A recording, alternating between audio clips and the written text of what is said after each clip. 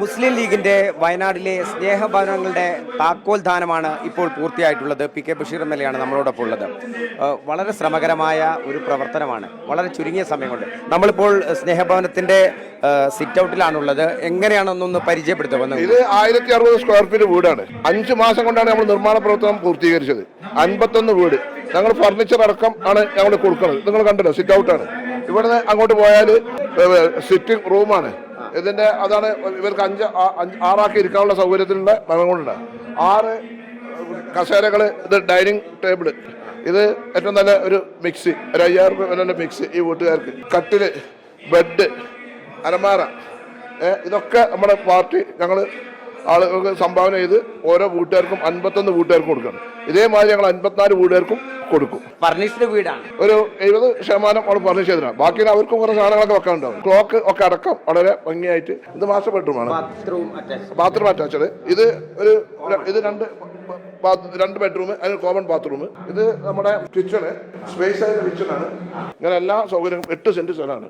വളരെ മനോഹരമായിട്ടാണ് ലീഗ് നിർമ്മിച്ചു കൊടുത്തിട്ടുള്ളത്. ഏകദേശം ഒരു വീടിന് എത്ര രൂപ ചെലവായിട്ട്? നമ്മളെ വീടിന്റെ കോസ്റ്റ് വരുന്നത് 23 ലക്ഷം റുപ്യ വരും. GST വേറെ വരും. പിന്നെ നമുക്ക് ഈ സൈറ്റ് ലെവലിങ്, സൈറ്റ്, പിന്നെ ഇന്റർലോക്ക്, മറ്റ് പാർക്ക്, മറ്റുള്ള സൗകര്യങ്ങൾ ഒക്കെ അതും നമ്മൾ ഇത് ചെയ്തു കൊടുക്കുന്നുണ്ട്. ഇനി 54 വീട് കൂടെയാണ് നമുക്ക് പൂർത്തിയാക്കാം. 54 വീടുകൾ ഞങ്ങൾ മെയ് 31 അതിന്റെ പണി പൂർത്തീകരിച്ച് ജൂൺ മാസം അവർക്ക് അതിന്റെ രേഖകളും താക്കോലും കൈമാറും.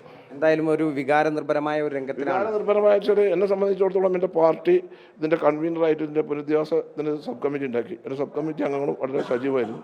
ഞാനൊരു 100-125 പ്രാവശ്യത്തെ വയനാട് കയറിയിട്ടുണ്ടാവും.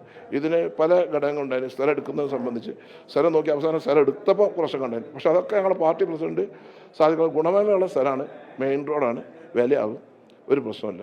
എത്ര കോടി രൂപയ്ക്കാണ് സ്ഥലം? 15 കോടി 51 ലക്ഷം രൂപയായി നമുക്ക് രജിസ്റ്റർ. നമ്മൾ ഫുൾ അക്കൗണ്ട് മണി കാണിച്ചിട്ടാണ് സ്ഥലം എടുത്തിട്ടുള്ളത്. ഫെയർ വാല്യൂ അല്ല, മാർക്കറ്റ് റേറ്റിനാണ് സ്ഥലം എടുത്തിട്ടുള്ളത്. ഈ കുടുംബങ്ങളുടെ ഒരു ആവശ്യമായിരുന്നു ഈ പ്രാർത്ഥന കാര്യങ്ങളിൽ അവർക്ക് വേണ്ട ആ ഒരു കാര്യം കൂടെയാണ് പരിഗണിക്കപ്പെടുമെന്ന്. ഇവിടെ എല്ലാ വിഭാഗം ജനങ്ങൾക്കാണ്, അത് ഒരു കമ്മ്യൂണിറ്റിക്ക് മാത്രമല്ല. ഇതിൽ ഇപ്പം കൊടുത്ത 51 14 ആൾക്കാർ അതർ കമ്മ്യൂണിറ്റിയാണ്. അപ്പോൾ എല്ലാ വിഭാഗം ആൾക്കാർക്കാണ്. അങ്ങനെ ഒരു ഇതല്ല. അല്ല, അവർക്ക് ഇത്തരത്തിൽ ആരാധന നടത്താനുള്ള സൗകര്യങ്ങൾ കൂടെ ഒരുക്കുന്നുണ്ട്.